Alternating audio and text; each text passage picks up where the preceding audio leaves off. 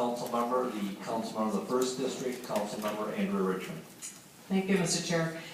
First of all, I would like to commend the committee that did put a lot of work in, but I'm not so sure we are finished. I think we need to go a few steps further.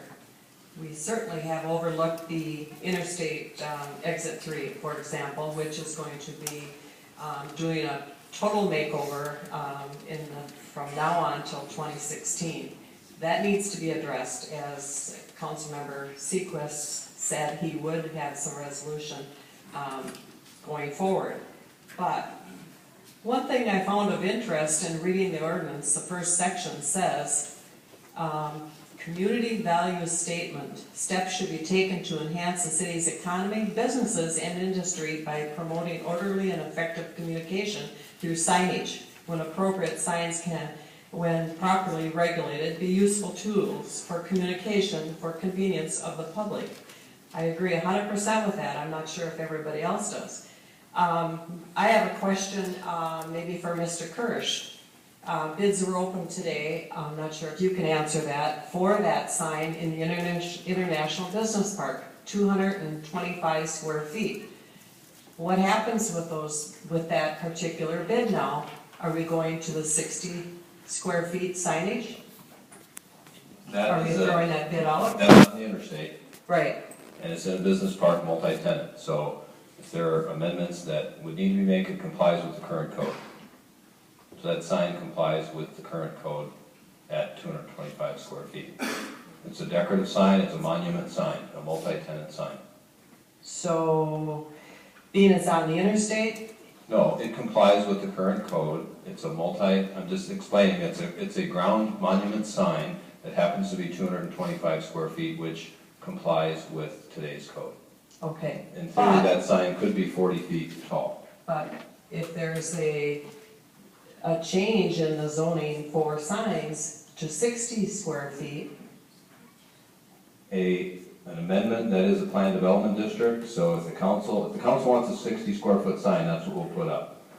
If it needs a rezoning, because it is planned development, if the council passes this and there's not a permit pulled in time, which probably won't be, I guess bids are due on Thursday night, by the time this is passed and published, if there's not a permit issued, then we would have to come back and amend the PDD zoning district to ask for consideration for larger signage.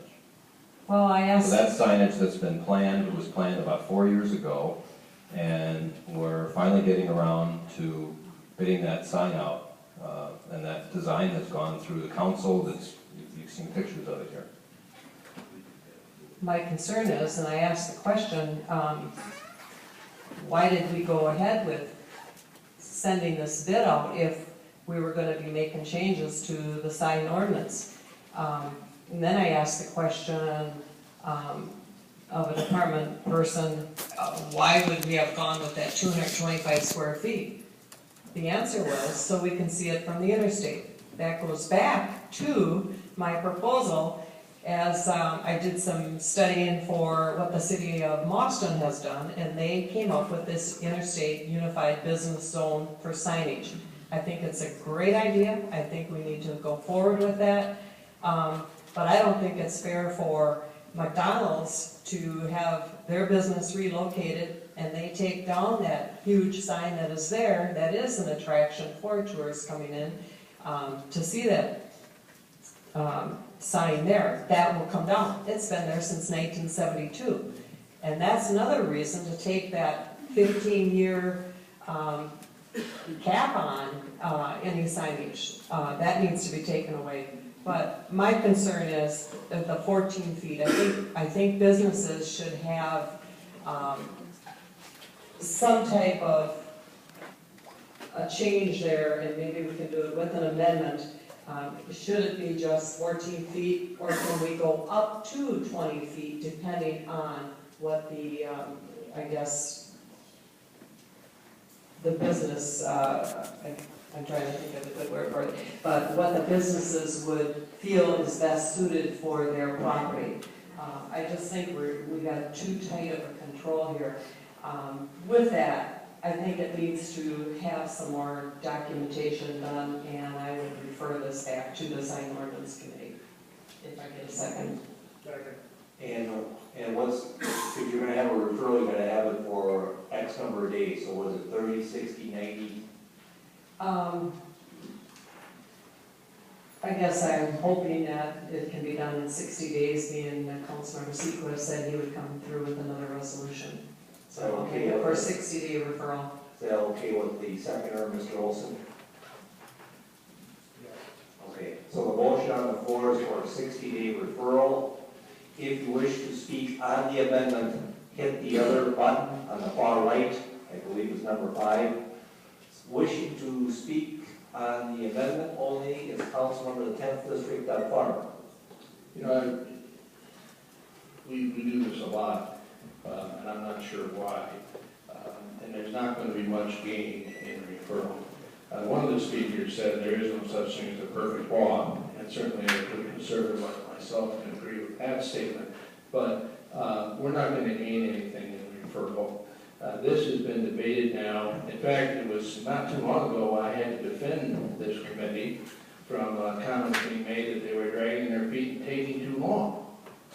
And you remember that, Mr. Sequist, that it was taking way too long. And now suddenly, the people who were after him for bidding and taking too long want to take longer. I don't see anything to be gained by that. What we have here tonight, a wise person told me years ago, you don't need to sweat the small roll calls. And I said, what do you mean by that? And he goes, well, you got to think about how many 50-year decisions you make. Okay, I can count in my career here, 20-some odd years, we've only had one 50-year vote in my time here, and that was the Dorflinger building. Tonight, you got another 50-year vote. This will remake the face of the community for the next 50 years. This is the biggest vote most of you will cast while you're here. I've only cast 2. This is the biggest vote. I don't see any reason to refer it because, and frankly, not to mean the intentions of the motion maker, the idea is to refer is to kill it.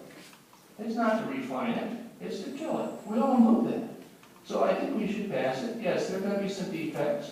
We have to trust one another to work on the defects. Now I say that as a member of the business community, and I disagree with my esteemed colleague in seat number 3 over there. This is not anti-business.